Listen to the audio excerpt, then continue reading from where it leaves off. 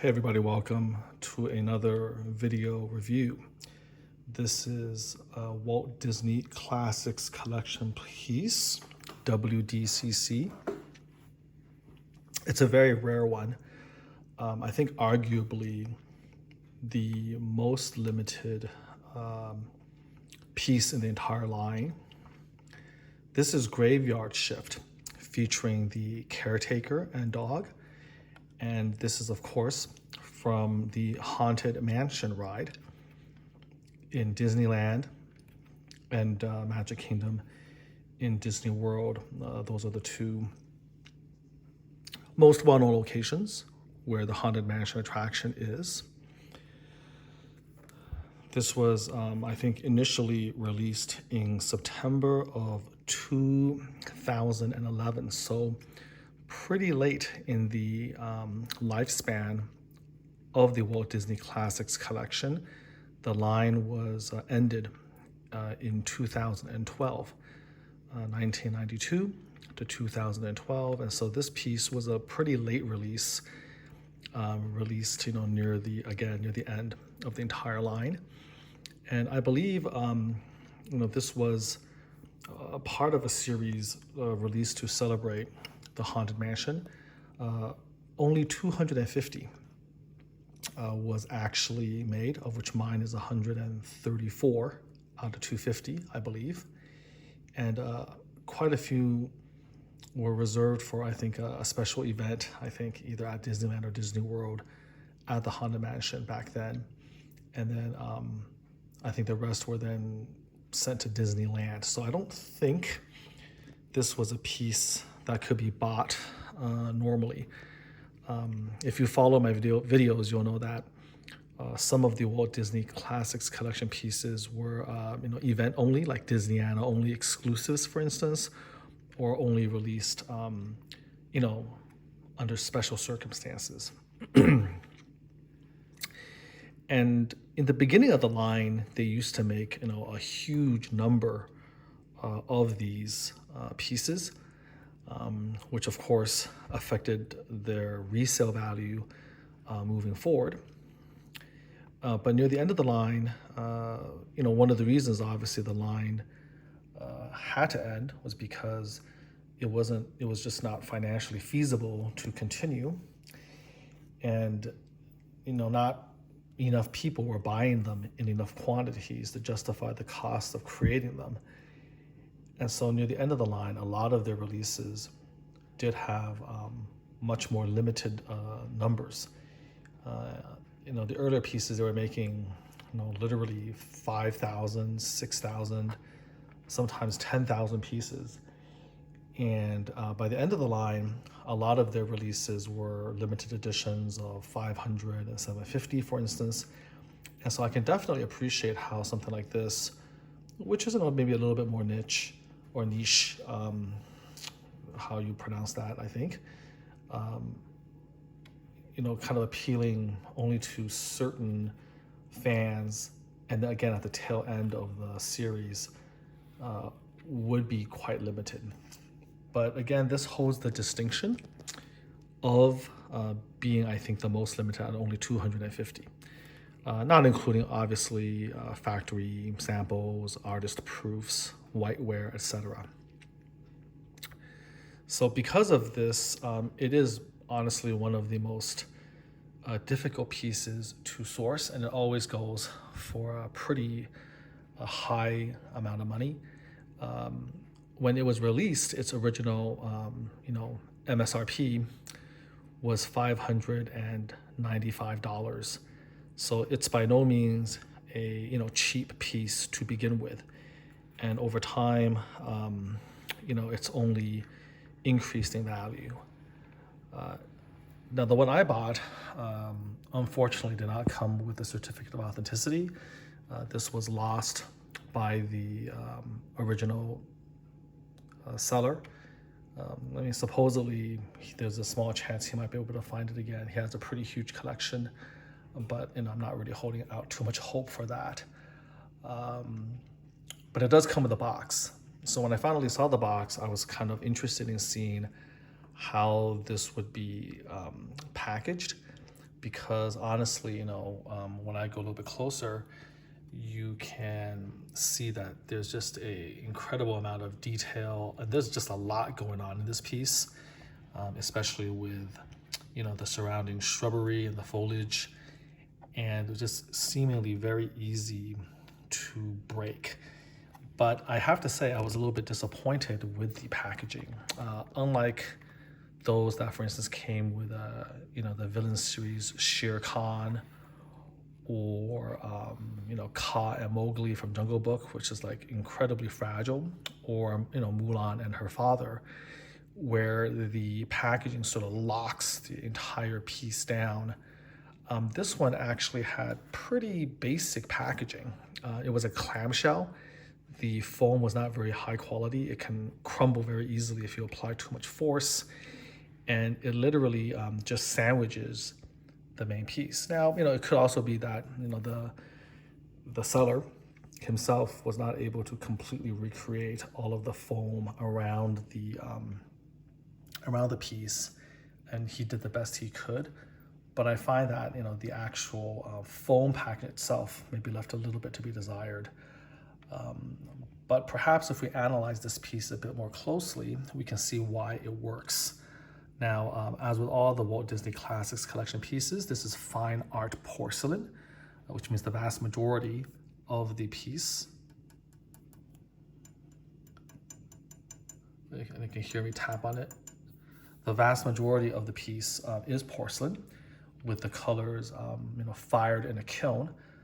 But as also is the tradition with a lot of these works of art, they would also plus the piece with things like pewter and brass and bronze.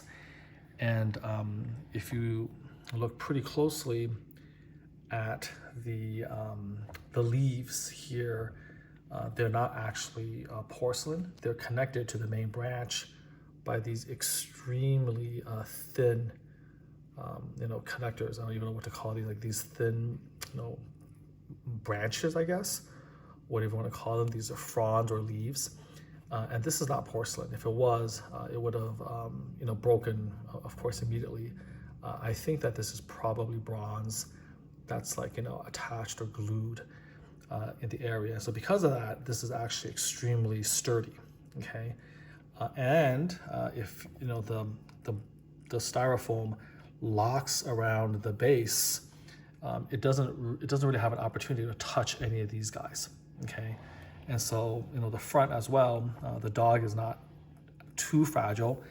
And again, if you look here, if the styrofoam hits this, all of this is essentially not being really touched, and pressure is not really subjected to any of these pieces here. So again, the Disney Classics Collection has done this a couple times, where no matter how incredibly intricate the actual statue is, if the base is larger than what's going on the statue, if the statue on the base is extremely complicated, but the base is just larger, then what they do is during packaging, they lock the base completely immobile, and that coupled with a lot of the foam that you put in the middle to prevent too much shifting and give a little bit of counter pressure, it's enough to protect the piece during shipping. So that is how this piece made it to me without any damage. Whenever you ship a Walt Disney Classics Collection piece, whether it makes it to you without damage or not, part of it obviously is the care and skill of the person selling it and how he or she is going to package it. But there always is a little bit of luck involved. I mean, you just can't take that off the table. And I was, of course, a bit lucky.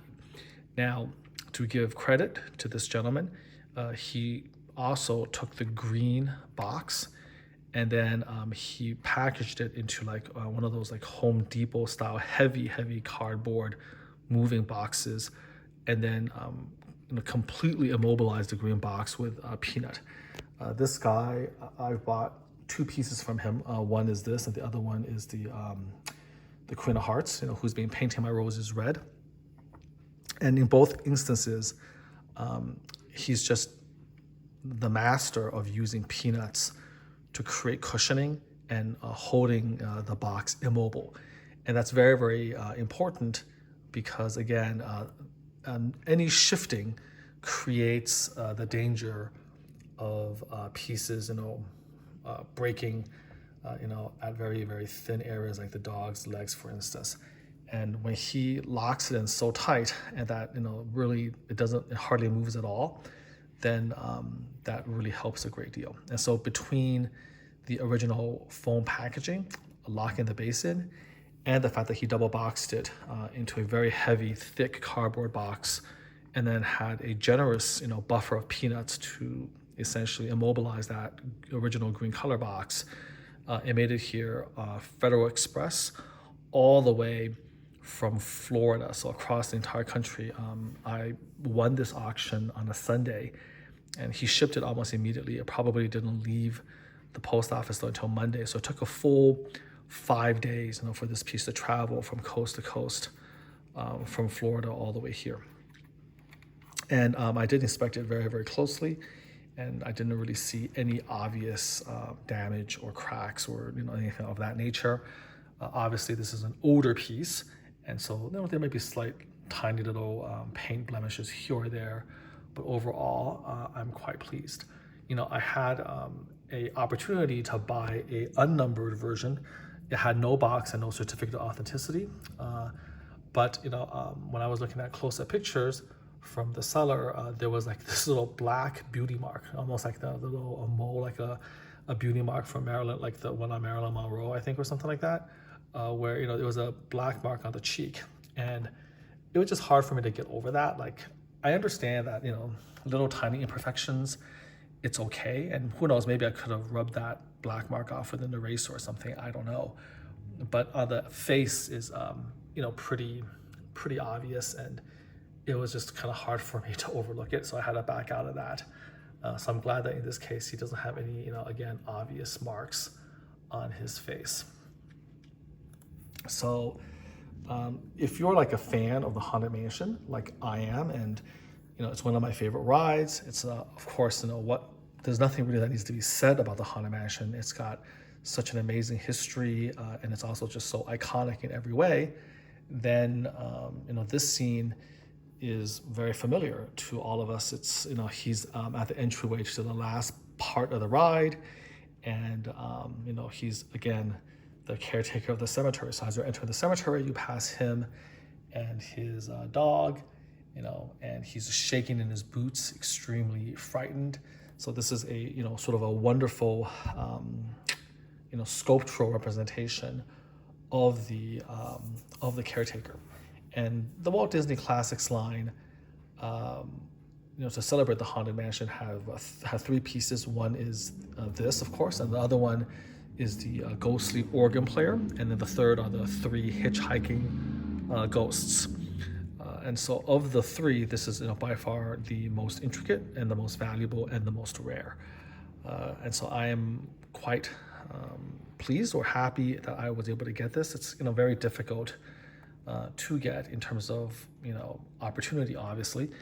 I'm a little bit sad that I didn't get the certificate of authenticity because of course I always want those, but in this case having the box is actually a pretty important thing. I really would be very nervous about ever shipping this without the original packaging. I mean, I'm pretty sure that the guy I bought this from could probably pull it off because he's just so amazing, but I wouldn't want to do that. And there were some close calls. I was in contact and negotiations with, again, multiple people thinking about it. There was one where they had the certificate of authenticity, they had the green color box, but unfortunately, and now I understand, they only had half the styrofoam. And honestly, without the full styrofoam, half the styrofoam doesn't really, it's just not very helpful. It doesn't really cut it. So that had to be sold, I think somebody had to pick it up in person. There was another one that was sold to a fellow member of the Facebook forums, and that person got it, so I'm quite happy for her. And that one is a perfect one. It has both the color box and the certificate of authenticity, but the price I think was quite a bit higher. I wound up paying $2,500 for this, give or take. After taxes and shipping, it was closer to 27, which is a bit pricey. It's definitely a little bit higher than what you could potentially get this for, especially lacking the certificate of authenticity. But again, when there's only 250 of these out there, it's and then you want to have one without too many paint blemishes, no ones without damage, and you want the box. You can't basically be too picky about some of these things. But yeah, it was a solid amount, but you really would have to be very, very lucky to get this for less than $2,000 in my opinion, just because everyone who owns these knows exactly what they have. And again, getting a perfect one with everything included, including the paperwork and the original packaging and green color box, it's just very, very rare. As you know, some of these go into collections like mine, and then they basically kind of wind up in a so-called forever home. And there's not that many of these out there to begin with. So with that preamble, let's just kind of take a look at the beautiful artwork here. So here he is, on the ground. You can see the first thing I'll focus on is the cute doggy, kind of emaciated, very, very skinny. You can definitely see that. He's got the shovel going on. And from here, you can already see the vegetation crawling all the way through the gate. And then here we have the caretaker himself. Really, really lovely top hat. You can see the gold paint glistening. That's probably plussing. I'm pretty sure the lamp he's holding is brass. Now, the Disney Classics Collection Porcelain is astounding when it comes to, obviously the animated characters, right? Anything from Belle or the Beast to Aladdin and the Genie. But when it comes to depicting, like a human face, at least back then, it just, the technique and the technology just wasn't there to do human faces justice in porcelain. This one is not bad. I'm trying to, again, get close. If I try to manually zoom, it would take me off of the 4K camera. So for instance, if I do this, you're gonna see it essentially completely blur up. And so I really can't do that. I do wonder if I put my hand behind it, whether that would help, and that doesn't seem to do it at all. So again, an unfortunate limitation of the iPhone 15. Still have not patched it after all this time, sadly speaking. So I was gonna say, yeah, not too bad. He's obviously, mouth open, nicely colored eyes.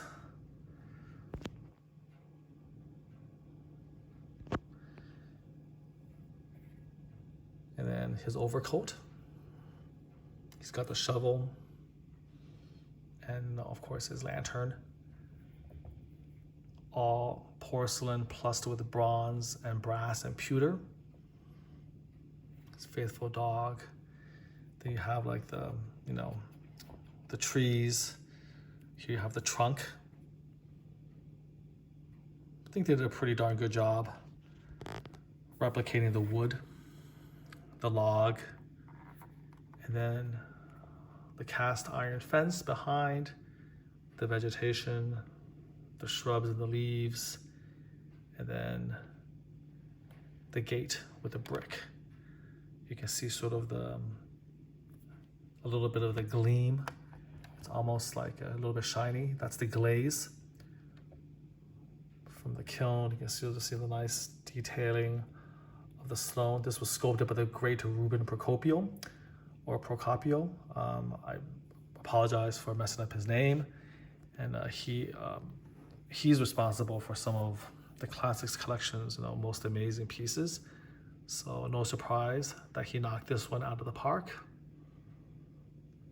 Here's the top hat. Gotta be careful. If I drop the phone, it will shatter this piece. This is probably brass. Definitely does not look like it's resin back there. Try to move this around, rotate this around. You can see some of the nice detail of the coat. And maybe appreciate again from a top-down view all of this vegetation back there. So, this is all out of porcelain. So essentially, it all had to be painted and then fired in a kiln. And so much like incredibly complicated pieces like the finishing touch with, Geppetto's workshop, all of that had to be individually, fired and then put together, right? So, this is an incredibly sort of complicated composition with a lot of different elements, and definitely is a labor of love to the Haunted Mansion. You can tell from the concept to the execution to the sculpt that this was a labor of love with so much detail and so much intricacy that goes into this. I believe this is actually the only YouTube video of this piece. YouTube videos of Walt Disney Classics Collection pieces are pretty rare to begin with, especially with somebody talking about it. A lot of it are from obviously businesses who are hoping to sell it and are using YouTube as a way to document the piece.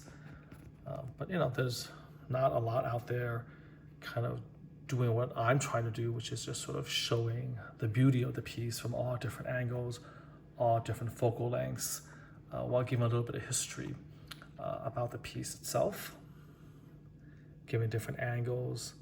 Again, this is sort of like the perfect angle, if you want to call it perfect, where the 4K resolution can be really appreciated, but it doesn't motion blur or blur too much as you get closer and closer. This is one of their realistic lines, like the Pirates of the Caribbean is similar in a sense that they have a lot of human characters. And similarly, the Pirates of the Caribbean's likenesses have a lot or leave a lot to be desired. I tend not to buy the WDCC human figures for that reason. I just feel like it's not very impressive.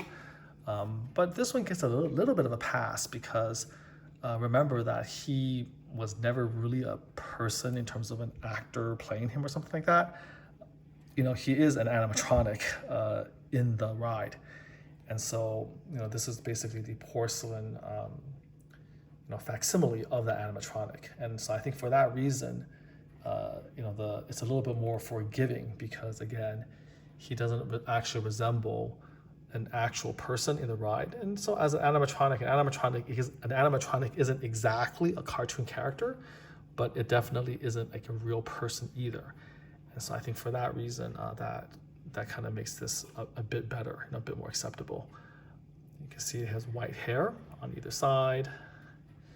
And again, I really like the gold accent, on his hat. And here's the wood. I think porcelain, lends itself to replicating wood pretty nicely. This is again a wooden floor, I believe. So I don't know, is this like the porch of the Haunted Mansion? I don't think this is actually dirt or anything, right? This is clearly meant to convey the experience of wood, and he is in front of the gate. So I think this might be the entranceway to the house and the graveyard on the grounds, whatnot.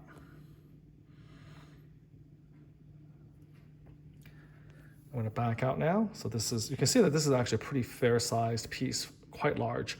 These pieces are always larger than you give them credit for being or that you think until you hold them in hand.